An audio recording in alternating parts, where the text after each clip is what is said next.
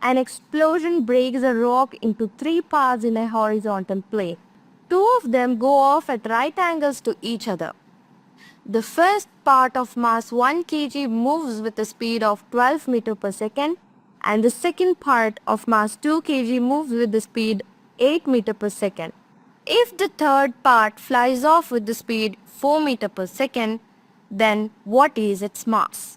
To solve this problem, we need to apply the principle of conservation of momentum. Since the rock explodes, the total initial momentum of the rock was zero. Therefore, the vector sum of the momenta of the three pieces after the explosion must also be zero.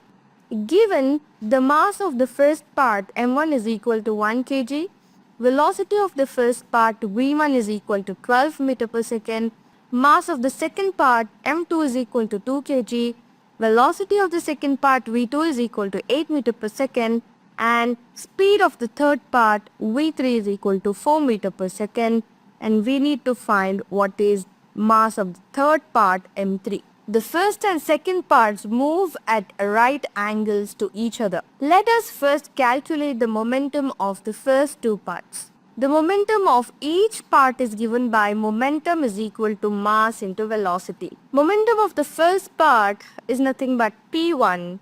P1 is equal to m1 v1, which is equal to 1 into 12. We get 12 kg meter per second. And finding momentum of second part P2, P2 is equal to m2 v2 is equal to 2 into 8. We get 16 kg meter per second. Since these two parts move at right angles, the resultant momentum of these two parts can be found by using Pythagorean theorem.